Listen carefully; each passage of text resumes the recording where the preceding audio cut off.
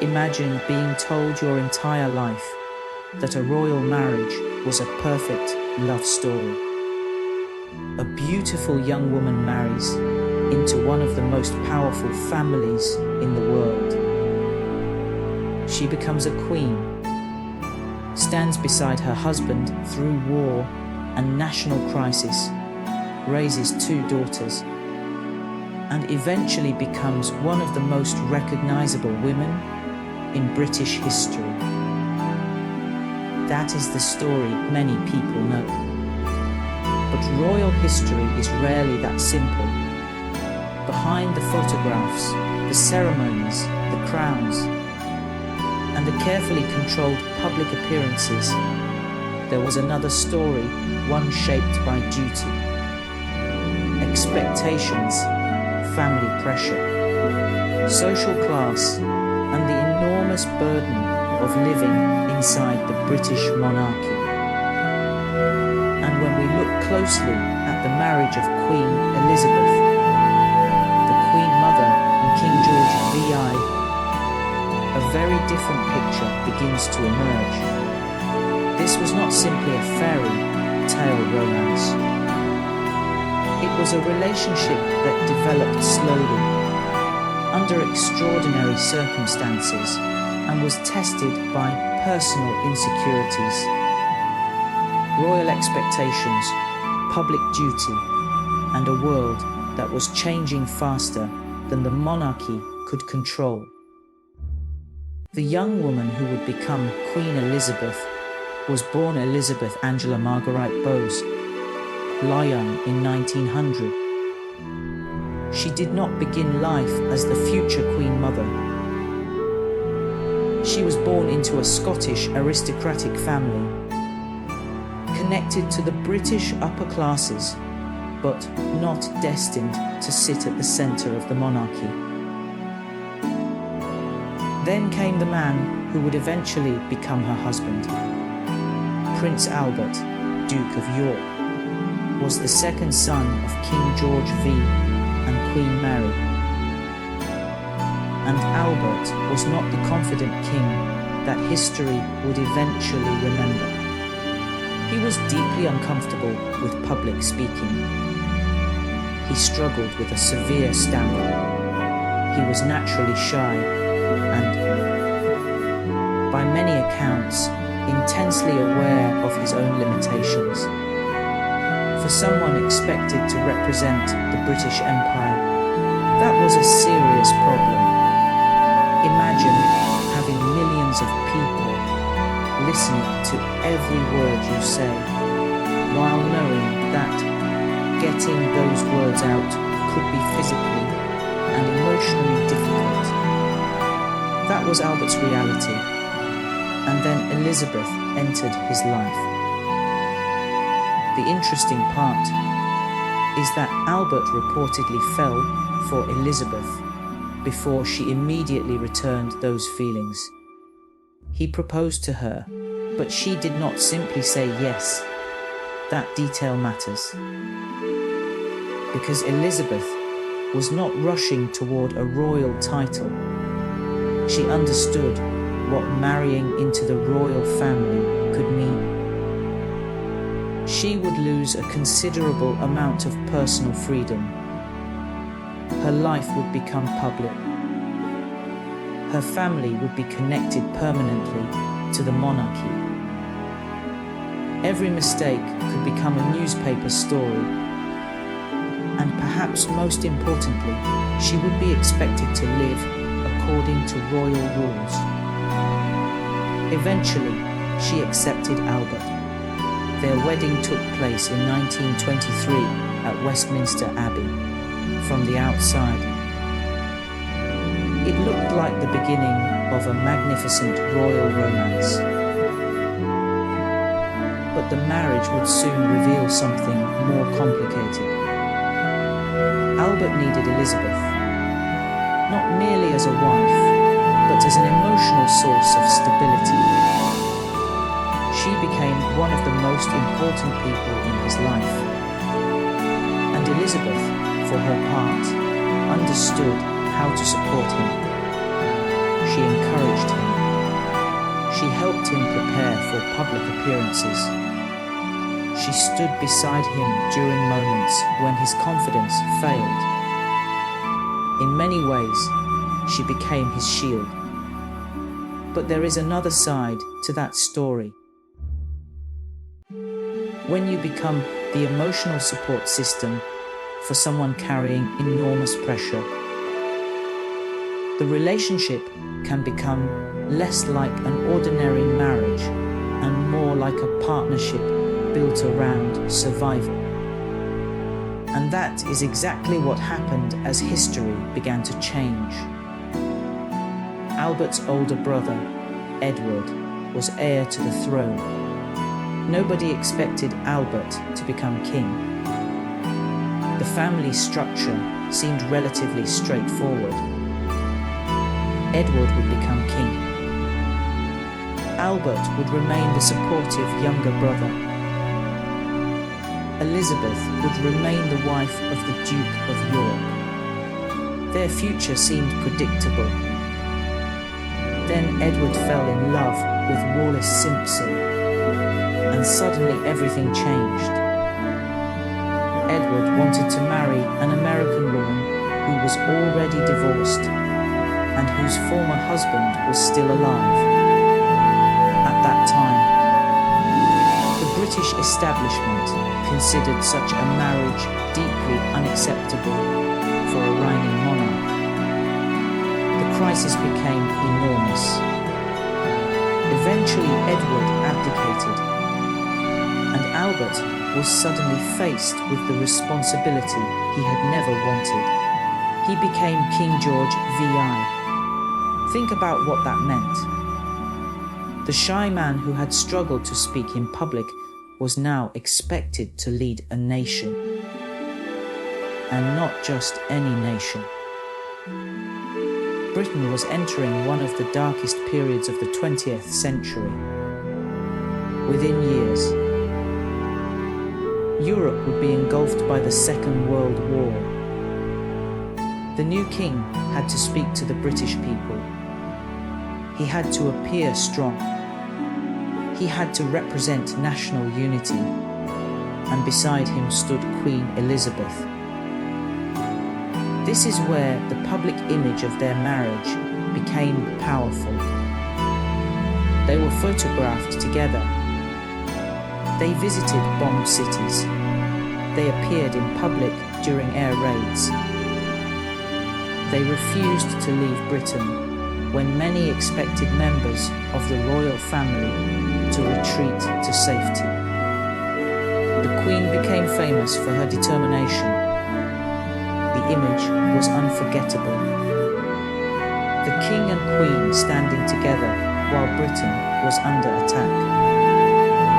For millions of people, they became symbols of endurance.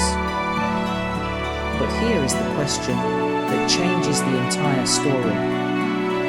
Was their marriage really as effortless as the photographs made it appear? The answer is almost certainly no.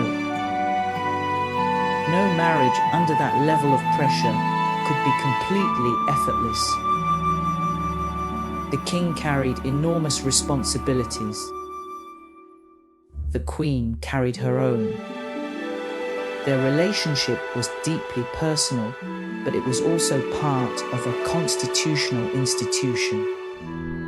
Every public appearance had meaning.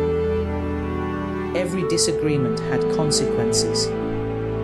Every weakness had to be hidden. And this is one reason the Queen Mother's personality became so important. Elizabeth was not simply standing beside the king. She was helping create the image of the monarchy. She understood public perception. She understood symbolism. She understood that sometimes the appearance of confidence could itself become a source of confidence for the public. During the war, that mattered enormously. When Buckingham Palace was damaged by German bombing, the Queen Queen famously made remarks indicating that she could now look the East End in the face. Whether people admire her attitude or criticize it, the message was clear.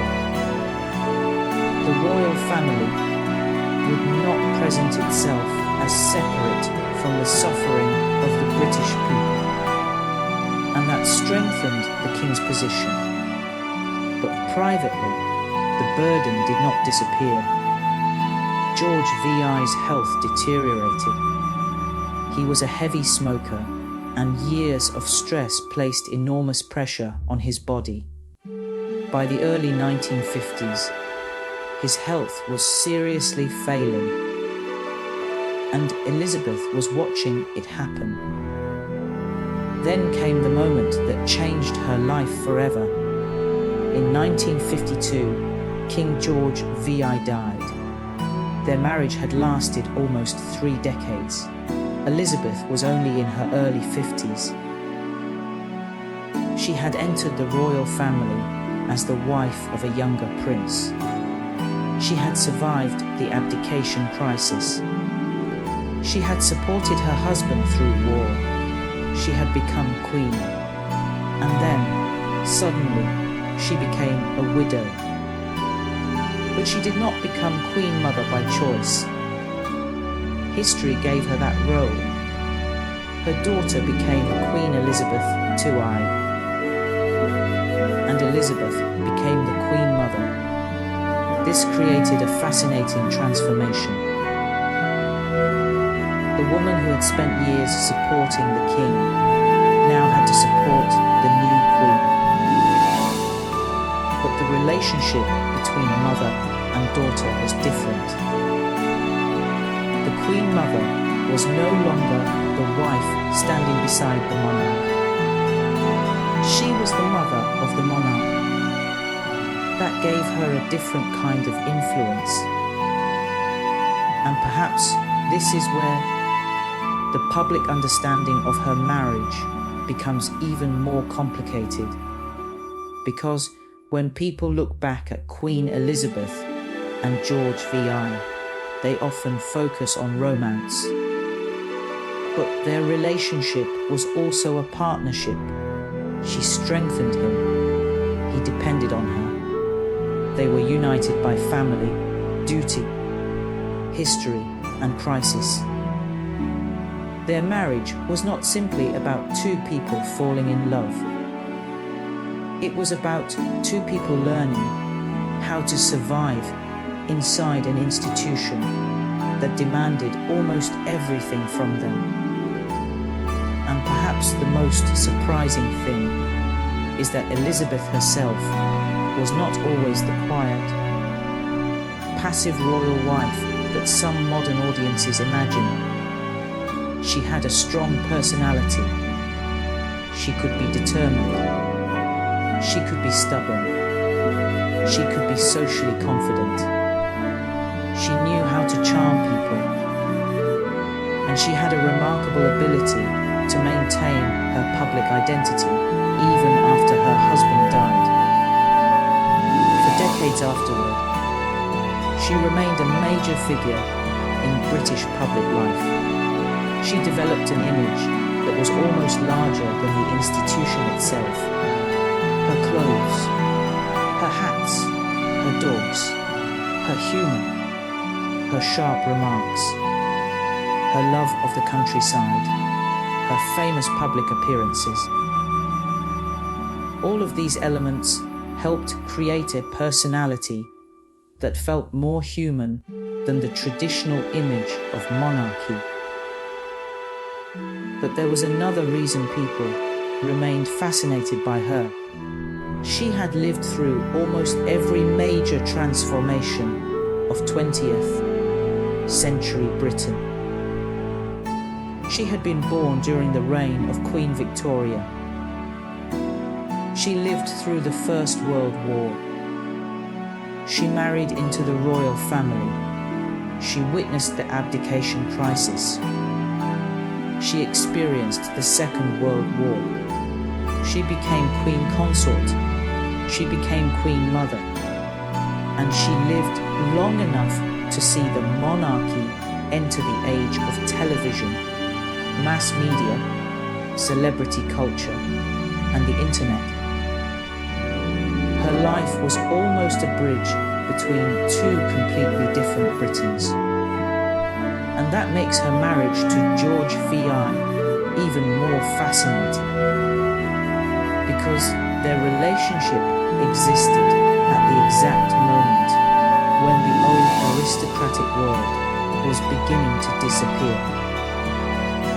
They were royal figures, but they were also human beings trying to operate within a system that was under enormous pressure. There is another misconception worth challenging. Some people assume that because their marriage was successful publicly, it must have been perfect privately. But successful marriages do not have to be perfect. In fact, long marriages often survive because two people learn how to work around each other's weaknesses. George needed reassurance. Elizabeth offered it. Elizabeth had her own strong opinions. George had to live with them. They were not identical personalities. That may have helped them. He was more reserved. She could be more socially confident. He was uncomfortable with public speaking. She could help him manage the social environment around him. He became king reluctantly. She helped him accept the role. That is not the classic fairy tale formula. It is something more interesting. A partnership. A partnership formed under pressure. And perhaps that is why their marriage became so important to British history. If George VI had not had Elizabeth beside him, would his reign have looked the same? We cannot know. But it is difficult to imagine the wartime monarchy without her. She helped humanize him.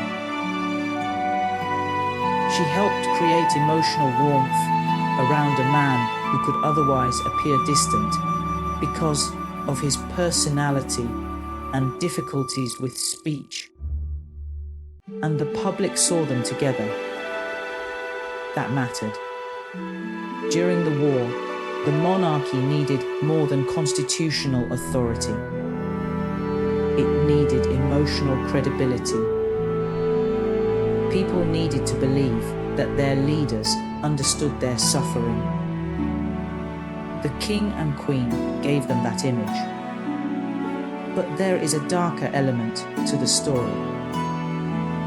The royal family was not simply fighting to preserve a marriage or a reputation.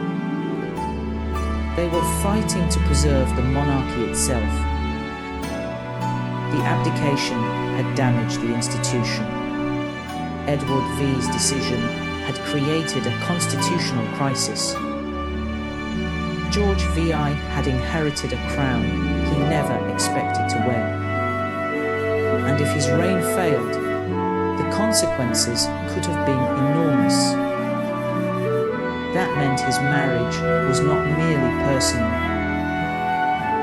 It became part of the monarchy's recovery.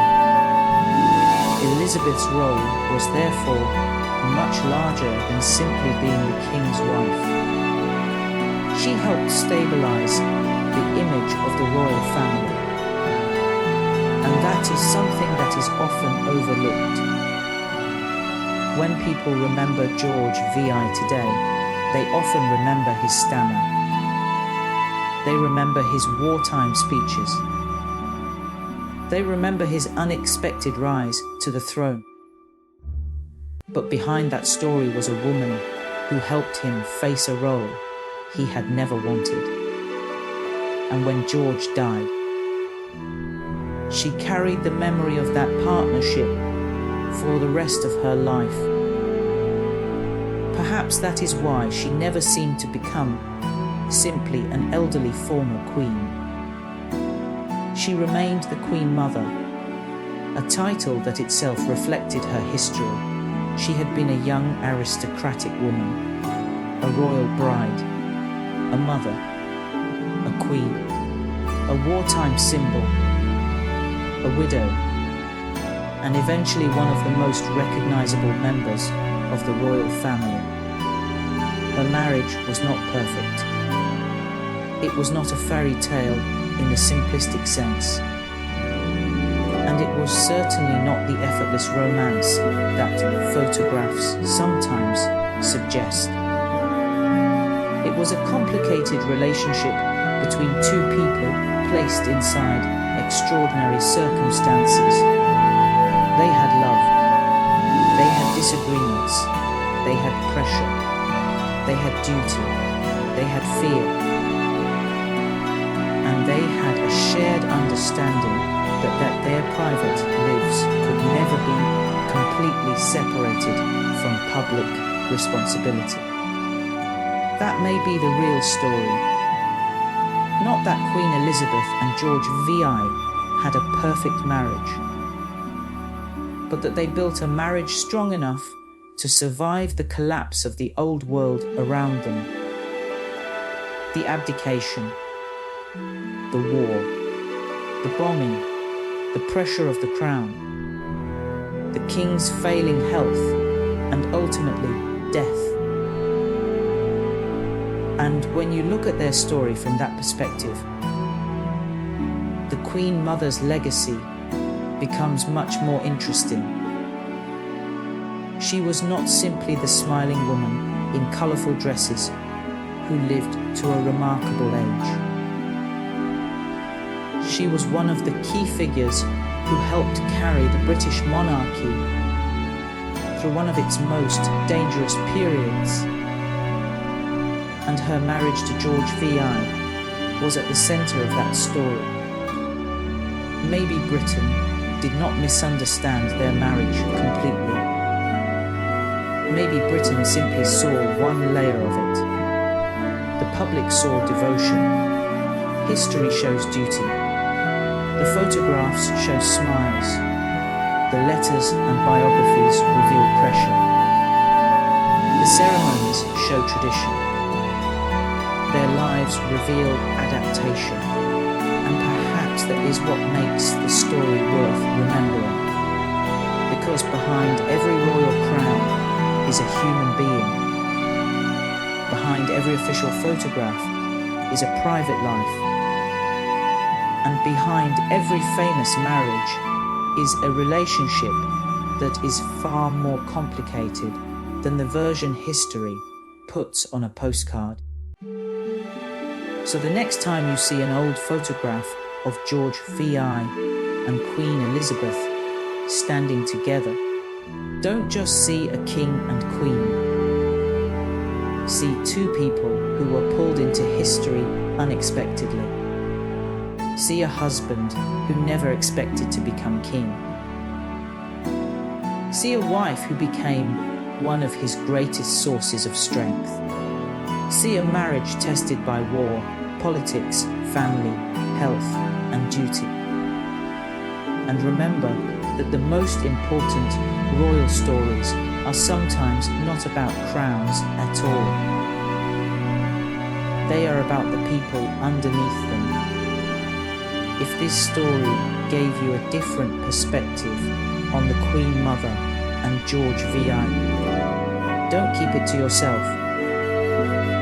Like this video if you enjoyed discovering the side of royal history that rarely gets the full spotlight.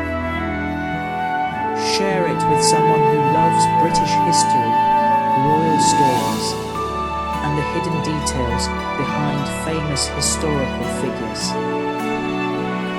And subscribe to the channel for more fascinating stories where the official version is only the beginning. Because history is not always the story we were first told. Sometimes the truth becomes much more interesting when we look behind the crown.